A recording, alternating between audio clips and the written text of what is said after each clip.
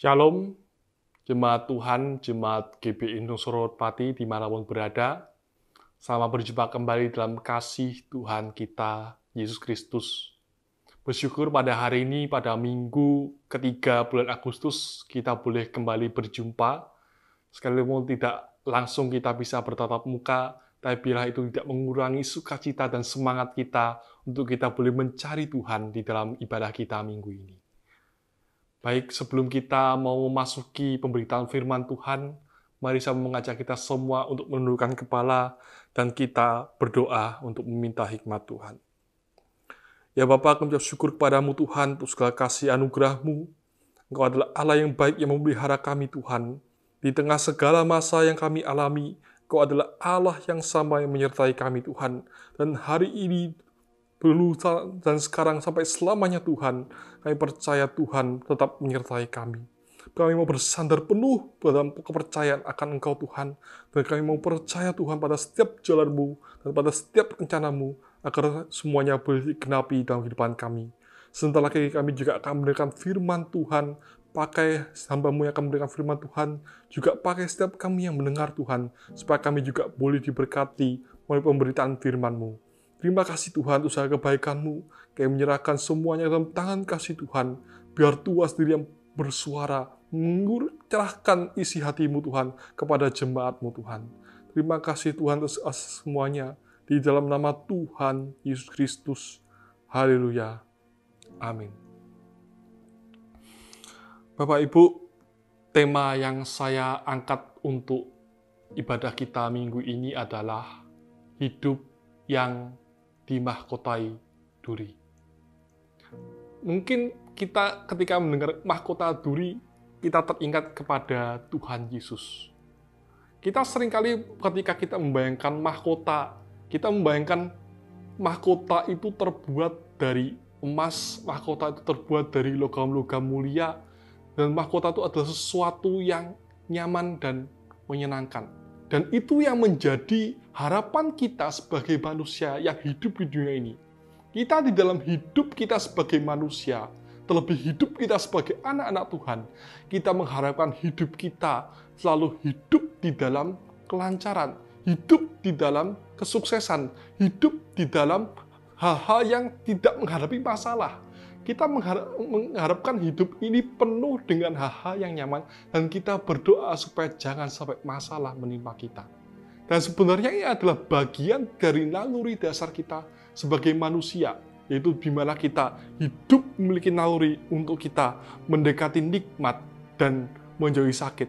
Kalau ada hal yang menyakitkan, kita sebisa mungkin menghindarinya. Tapi kalau ada hal yang enak, di situ kita berusaha untuk mendapatkannya dalam kehidupan kita. Dan itu yang juga menjadi doa-doa kita seringkali di hadapan Tuhan. Kita seringkali berdoa, Tuhan, supaya Engkau menolong, Engkau memberkati, Engkau mencurahkan kasih atas kehidupan kami, dan kemuliaan-Mu terjadi dalam kehidupan kami, Tuhan. Itu yang menjadi doa kita. Banyak kita berdoa supaya hidup kita penuh dengan kelancaran, penuh dengan kenyamanan, supaya setiap kita ada masalah, Tuhan menolong kita. Itu yang menjadi doa kita. Dan betul, Alkitab mencatat, Tuhan adalah penolong dan penyertaannya tidak pernah gagal. Dia pernah mengadakan mujizat, dia menolong dengan berbagai macam cara. Dia berkuasa untuk membalikkan masalah menjadi tidak ada masalah. Itu Alkitab mencatat. Tapi kita harus ingat bahwa selain itu, Alkitab juga mencatat ada anak-anak Tuhan, ada umat Tuhan yang berseru-seru minta pertolongan Tuhan. Tetapi Tuhan diam. Ada anak-anak Tuhan yang berdoa minta pertolongan Tuhan, tetapi Tuhan tidak menjawab. Mengapakah itu? Mengapa Tuhan yang berkuasa membiarkan anak-anaknya mengalami keadaan yang tidak nyaman dan tidak mengenakan? Mengapa Dia Tuhan yang mengasihi anak-anaknya justru membiarkan anak-anaknya tinggal di dalam problema kehidupan dan berbagai pencobaan hidup? Karena rupanya Tuhan tidak bekerja dengan cara yang kita inginkan. Kalau kita menginginkan Tuhan bekerja, kalau bisa semuanya melalui cara yang enak, rupanya Tuhan juga terkadang mengerjakan sesuatu melalui cara-cara yang tidak mengenakan. Oleh karena itu, itulah menjadi dasar tema kita, hidup yang dimahkotai duri. Mari saya mau ngajak kita membuka di dalam 2 Korintus pasal yang ke-12, ayat yang ke-7 sampai dengan yang ke-10. 2 Korintus pasal yang ke-12, ayat yang ke-7 sampai dengan yang ke-10. Saya akan membacakan untuk kita semua. Dan supaya aku jangan meninggikan diri karena penyataan-penyataan yang luar biasa itu, maka aku diberi suatu duri di dalam dagingku, yaitu seorang utusan iblis untuk menggocok aku, supaya aku jangan meninggikan diri. Tentang hal itu aku sudah 3 kali berseru kepada Tuhan, supaya utusan iblis itu mundur daripadaku.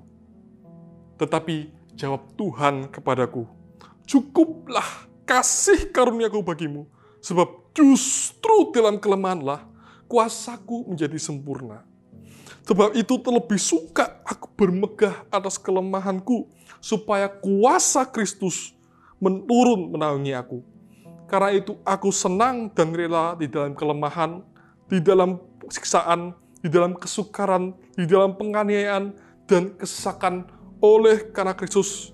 Sebab jika aku lemah, maka aku kuat. Amin. Demikian bacaan firman Tuhan. Berbahagialah kita yang tidak hanya mendengar dan membaca firman Tuhan, tetapi juga memahami dan melakukannya di dalam kehidupan kita. Bapak Ibu, Alkitab yang kita miliki ini selain mengisahkan Tuhan yang menolong umat-Nya, selain mengisahkan Tuhan yang mengadakan mujizat yang tidak pernah gagal memelihara, kadang-kadang Allah yang sama juga Dia kadang-kadang, Alkitab juga menyatakan Allah terkadang Dia sengaja untuk tidak menolong, bahkan berdiam diri ketika umatnya berseru padanya. Banyak Alkitab berkisah tentang ada anak-anak Tuhan, ada umat Tuhan yang berseru kepadanya, mencari pertolongan Tuhan. Tetapi Tuhan diam. Ada anak Tuhan yang meminta pertolongan, dibebaskan dari sengsaranya. Tetapi justru Tuhan diam. Memang fakta Alkitab mencatat bahwa Allah terkadang sengaja untuk membiarkan anak-anaknya ada di dalam satu keadaan yang tidak nyaman dan Dia tidak menolong dengan cara apapun, termasuk Dia tidak menolong dengan jalan mujizat. Dan inilah sebenarnya yang sedang dibahasakan Paulus melalui satu istilah yang dia nyatakan, yaitu duri di dalam daging. Duri di dalam daging ini banyak penafsiran yang muncul. Sebenarnya duri dalam daging ini bicara soal kelemahan-kelemahan penyakit. Ada beberapa penafsiran. Yang pertama ada bicara duri dalam daging ini berbicara mungkin Paulus ini terkena satu penyakit yang dia tidak kunjung sembuh. Ada juga penafsiran yang kedua bicara tentang mungkin duri dalam daging ini di mana Paulus ketika dia melayani, dia berhadapan dengan tantangan-tantangan, dengan orang-orang yang tidak percaya dia, dengan orang yang memfitnah dia. Bahkan kitab 2 Korintus ini, kalau Anda tahu sejarahnya adalah kitab pembelaan wibawa Paulus sebagai orang yang memberitakan Injil. Karena banyak orang memfitnah dia, maka 2 Korintus ini adalah Paulus bercerita bagaimana dia menjadi rasul Tuhan. Dia membela imannya karena banyak orang yang tidak percaya kepadanya. Mungkin juga bicara tentang hal-hal yang menghambat dia di dalam pelayanannya dia, dalam pelayanan misinya dia. Jadi duri dalam daging itu intinya kalau boleh saya simpelkan atau boleh sarang adalah hal-hal pergumulan-pergumulan yang rasanya tidak kunjung habis di dalam kehidupan kita. Dan ini juga mungkin bisa kita alami. Kita sebagai orang hidup, kadang-kadang kita hidup menghadapi pergumulan yang rasanya tidak kunjung habis. Mungkin kita berhadapan pergumulan dengan pekerjaan. Mungkin kita berhadapan dengan pergumulan tentang jodoh yang tidak segera datang. Mungkin kita berhadapan dengan pergumulan mungkin dalam rumah tangga ada terjadi percekcokan yang kita takut bisa berujung pada perceraian. Mungkin ada pergumulan yang kita tidak tahu solusinya. Dan kita berdoa kepada Tuhan, minta pertolongan Tuhan. Tapi faktanya, seperti Paulus, kadang-kadang Tuhan diam. Bukannya nggak berusaha loh. Paulus nanti menyatakan, sudah 3 kali aku berdoa. Berarti bukan Paulus ini berdiam diri, dia menyerah dengan masanya. Enggak. Paulus ini dia berjuang. Dia mungkin mencari solusi. Dia mungkin sudah berdoa. Tetapi sekalipun dia sudah berjuang dengan segala hal yang dia kerjakan, tetap masalah itu tetap ada. Tetap duri dalam daging itu tetap ada. Kalau itu misalkan penyakit, tetap penyakit itu tidak disembuhkan oleh Tuhan. Mengapa itu semua terjadi? Namun justru di ayat 9, di situ ada jawaban Tuhan. Jawab Tuhan kepadaku, cukuplah kasih karuniaku bagimu, sebab justru di dalam kelemahan, kuasaku menjadi sempurna. Justru di sini kita melihat rupanya Tuhan mengizinkan duri, Tuhan mengizinkan kesengsaraan, di baliknya ada satu maksud mulia yang mau dikerjakan Tuhan. Yang pertama adalah melalui duri, Tuhan mau membangun kualitas iman yang benar di atas umatnya. Bapak Ibu, ada satu kisah tentang penjualan ikan cod atau ikan salmon di negara barat. Orang-orang barat itu kalau makan ikan itu suka ikan yang segar. Nah, supaya segar, maka ikan ini dicarikan bagaimana caranya supaya ikan ini tetap fresh sampai di tempat. Karena rasa ikan yang dipancing langsung dimasak dengan rasa ikan yang sudah di freezer terus dimasak, itu rasanya kurang nikmat. Maka dicari berbagai cara. Ada yang dibangunkan tangki ikan, terus dibawa ke tempat-tempat untuk supply itu. Ketika itu dimasak, rasanya tetap tidak bisa sama dengan rasa ikan yang baru dipancing itu. Sampai ada satu orang punya ide, di dalam tangki ikan itu, orang itu memberi predator dari ikan cod atau ikan salmon ini. Sehingga ketika ikan itu ada di dalam tangki, predator kan cari makan. Maka predator ini dia berusaha mencari makan. Nah, ikan cod dan ikan salmonnya ini dia nggak diem. Dia justru berlari-lari sampai di tempat tujuan. Ketika ikan cod ini dimasak, disajikan, rasanya sama persis dengan ikan yang dipancing dari laut. Muncul mutu yang bagus, muncul kualitas yang bagus. Bapak Ibu, kadang-kadang untuk memunculkan mutu yang baik, untuk memunculkan kualitas yang baik, diperlukan hal-hal yang menyengsarakan. Diperlukan hal-hal yang tidak mengenakkan untuk menghasilkan satu hal yang baik. Sebenarnya ini adalah hikmat Tuhan, termasuk di dalam kehidupan kita sebagai orang percaya. Saya mengerti bahwa hari-hari ini banyak di antara kita menghadapi hal-hal yang Anda pikir tidak mengenakkan, hal-hal yang Anda pikir Anda tidak tahu solusinya. Tapi kadang-kadang hal itu diizinkan Tuhan supaya kita boleh memiliki kualitas iman yang lebih tinggi. Coba Bapak Ibu bayangkan, andai kata hidup ini lancar-lancar saja. Lancar terus lancar. Semua pekerjaan baik, kesehatan baik, semuanya lancar terus, fulus terus, jalannya mulus. Kira-kira kita hidup perlu mujizat kayak? Nggak perlu. Karena semuanya baik kok. Kita tidak memerlukan mujizat. Kita tidak memerlukan pertolongan Tuhan. Kira-kira orang itu paling perlu mujizat, paling cari Tuhan, paling rajin berdoa. Waktu kapan? Waktu orang itu menghadapi masalah. Waktu susah. Waktu kita ada vonis yang nggak kunjung selesai dan nggak ada obatnya, dokter sudah angkat tangan. Waktu ada pergumulan mungkin di dalam pekerjaan, waktu ada hal-hal yang kita hadapi, di situ kita baru memerlukan mujizat supaya Tuhan bekerja dalam kita. Justru melalui masalah-masalah itu mendekatkan kita dengan Tuhan. Justru melalui masalah-masalah itu, Tuhan membangun hubungannya, Tuhan membangun iman kita, supaya kita menjadi orang-orang Kristen yang dewasa. Dan ada salah satu kisah yang dialami oleh keluarga saya, di mana saya punya emak yang dari mama. Emak saya ini Memang orang Kristen dari kecil. Dia orang Kristen yang sudah dari kecil ke gereja, tiap minggu gereja, tapi juga sesungguhnya bukan orang Kristen yang terlalu serius dengan kekristenannya. Nggak terlalu serius dengan gereja. Ya, pokok setiap minggu karena sudah biasa ke gereja, dia ke gereja. Sampai satu kali peristiwa, Bapak Ibu, di mana dia mengalami anaknya sakit. Kalau Anda tahu orang kencing normal itu, kan orang kencing normal kalau banyak minum air, mungkin kencingnya putih. Kalau mungkin kurang minum air, kencingnya kuning. Saya punya om, kalau orang Chinese bilang engku, adiknya mama saya, pernah sakit, dan sakitnya itu, Anda tahu orang kencingnya itu hitam kayak kopi. Dokter nggak tahu gimana bisa sembuhin itu. Dokter sudah angkat tangan. Di situ, emak saya mulai berdoa. Dia rajin berdoa. Dia minta, Tuhan tolong sembuhkan anakku. Dan dia berkata, Tuhan, kalau anakku ini sembuh, setelah ini aku akan lebih rajin lagi ikut Engkau. Aku akan lebih rajin lagi ikut gereja. Aku akan lebih rajin lagi berdoa.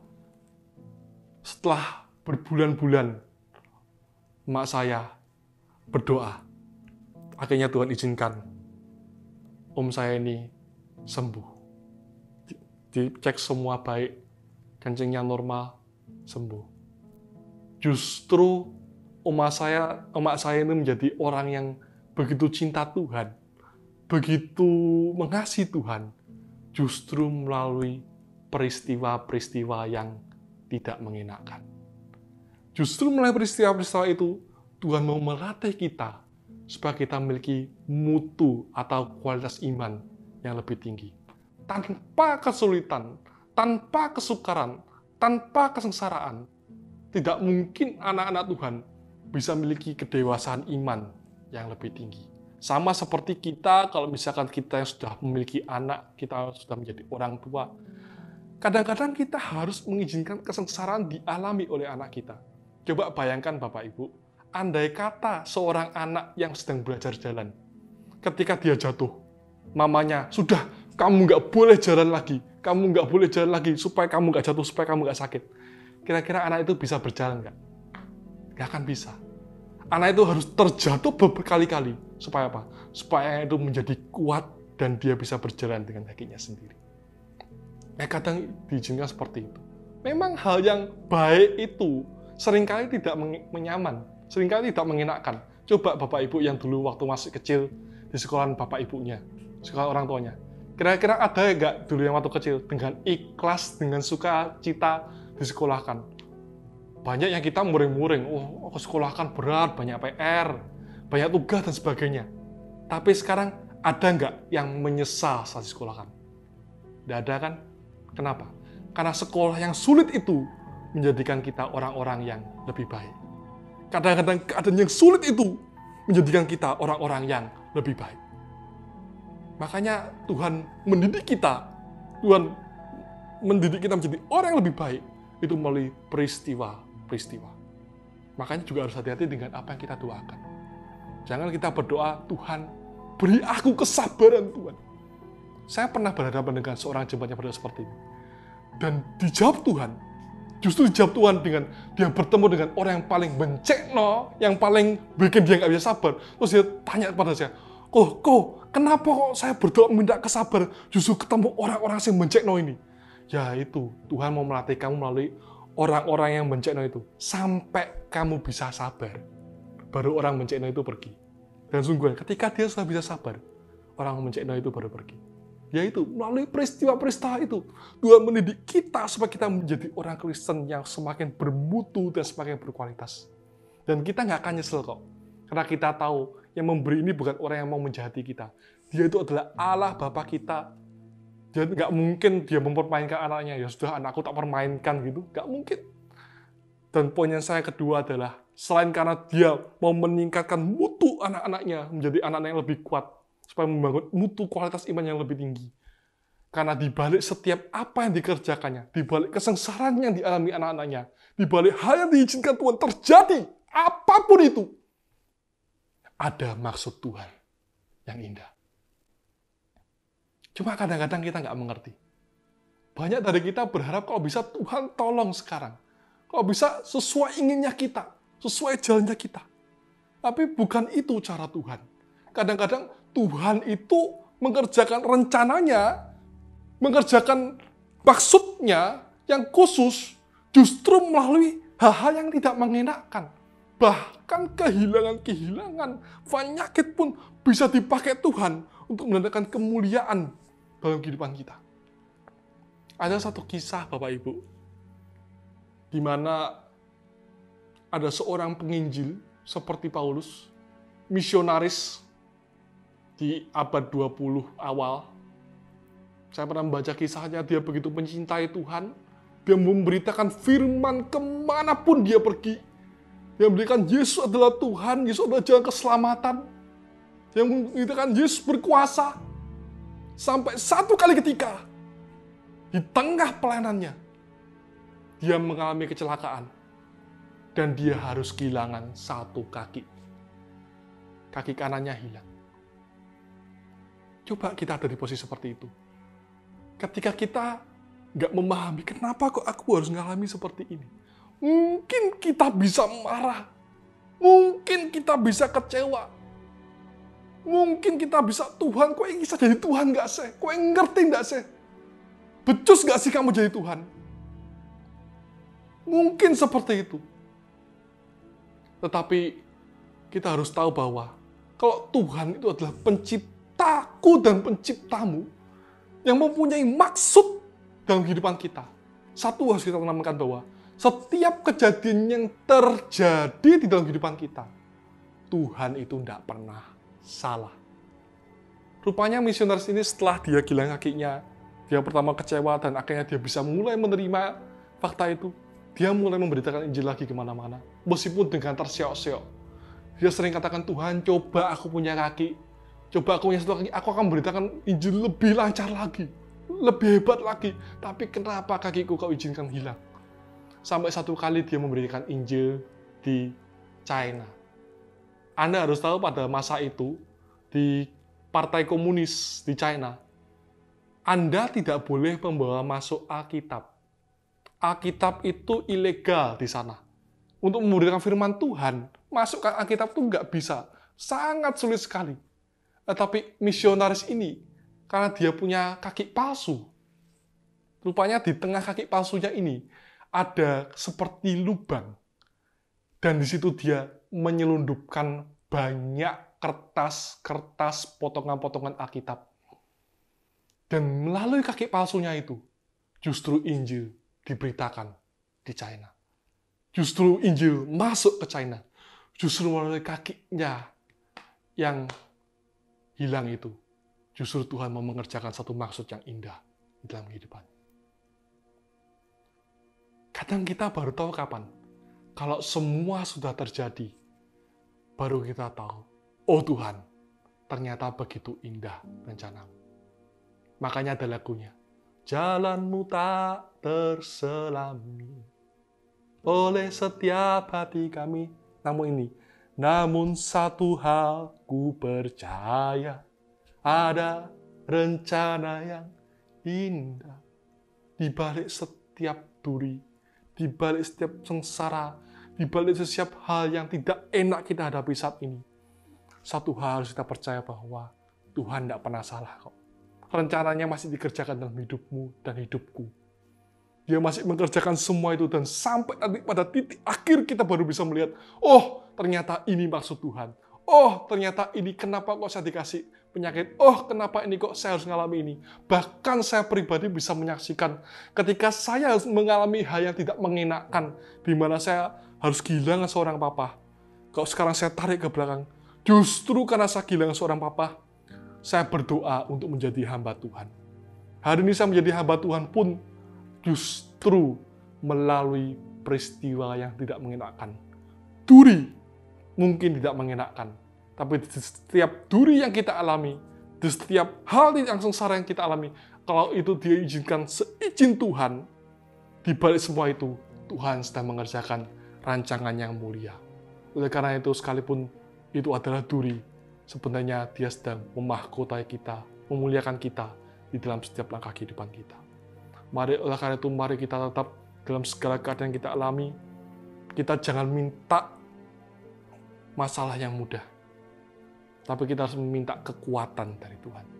Don't pray for easy life, but pray to be stronger. Jangan berdoa hidup yang mudah, tapi berdoalah supaya engkau menjadi kuat untuk menanggung setiap apapun yang kau hadapi. Saya berdoa, Bapak Ibu, apapun situasi kita yang kita hadapi sekarang ini, saya yakin dan percaya Tuhan masih menyertai kita, Tuhan masih mengerjakan rencana kehidupan kita. Sekalipun kita belum bisa memahami sekarang, nanti kita akan melihat bahwa Tuhan bekerja dengan indah di dalam kehidupan kita. Bahkan tidak hanya sampai hari ini, tidak hanya selama kita hidup di dunia ini, tapi Dia menyertai kita sampai kepada kekekalan di surga sana. Biarlah kita boleh tetap memandang kepada Dia dan bersandar sepenuhnya kepada Dia. Karena jika aku lemah, maka aku kuat. Demikian bila firman Tuhan, kiranya boleh memberkati kita sekalian. Bapak Ibu, saya berdoa untuk setiap kita yang boleh saat ini mendengar khotbah ini. Apapun mungkin Bapak Ibu yang sedang mengalami satu problema hidup yang Bapak Ibu sedang nggak tahu harus lari kemana. Saya mau mengajak kita berdoa, engkau angkat tanganmu. Kau yang memandang Tuhan hari ini, saya mau mendoakan supaya Tuhan yang boleh menjamah setiap kita. Tuhan yang boleh menguatkan kita. Tuhan yang boleh menyingkapkan apa yang menjadi rencananya dalam kehidupan kita. Dan saya percaya Bapak Ibu, bahwa setiap apapun yang kita alami, semuanya itu tidak pernah melebihi kekuatan kita. Ada satu ayat yang berkata, pencobaan-jawaban yang kamu alami adalah pencobaan biasa yang tidak melebihi kekuatan manusia. Karena Allah setia dan Dia akan memberikan jalan keluar bagi setiap kita yang percaya kepadanya. Oleh itu mari kita bersandar berharap kepadanya dan kita berdoa. Tuhan, kami mengucap syukur kepadamu Tuhan, atas segala kasih anugerah yang telah Kau berikan kepada kami Tuhan. Kami mengerti Tuhan bahwa kami seringkali tidak memahami akan rencana-Mu Tuhan. Kami tidak memahami tentang apa yang Kau perbuat dalam hidup kami Tuhan. Tapi kami memahami satu hal, bahwa Engkau Allah yang tidak pernah salah dalam kehidupan kami Tuhan. Sekalipun Tuhan kami kadang-kadang harus menghadapi duri, kami harus menghadapi hal yang tidak enak, tapi kami tetap melihat bahwa di balik semua ini Allah mengerjakannya untuk maksud yang baik dalam kehidupan kami. Kami serahkan Tuhan ke segala pergumulan kami dalam tangan kasih-Mu Tuhan. Kami serahkan segala susah kami dalam tangan-Mu Tuhan. Biar Tuhan yang menolong, Tuhan yang menguatkan, bahkan Tuhan yang memberikan jalan keluar. Kiranya Kau sendiri juga menolongi jemaat-Mu di mana berada. Kau memberikan kekuatan, kemampuan, kesehatan, baik apapun yang sedang diharapkan Tuhan, Kau juga yang akan menyertai mereka dan memberi yang terbaik bagi mereka Tuhan. Terima kasih Tuhan untuk segala kebaikan dan kasih-Mu Tuhan. Dan sebelum kami mau mengakhiri ibadah ini Tuhan, kami mau terima berkat daripada Engkau. Oleh karena itu mari kita angkat kedua tangan kita arahkan hati kita ke hadapan Tuhan, dan kita terima segala berkat rahmat dari Allah Bapa, cinta kasih yang sempurna dari Tuhan kita Yesus Kristus, dan urapan yang baru, damai sejahtera, sukacita dari Allah Roh Kudus yang akan menyertai kita sekalian mulai dari hari ini sampai Maranatha, Kristus datang yang kedua kali. Terima dan pulang segala berkat ini hai dalam nama Tuhan Yesus Kristus. Kita terima berkat bersama-sama, katakan amin. Baik Bapak Ibu, demikian berjalan firman Tuhan. Saya berdoa supaya kita boleh disertai Tuhan dan diberkati Tuhan senantiasa, dan sampai berjumpa dalam ibadah-ibadah berikutnya. Tuhan memberkati.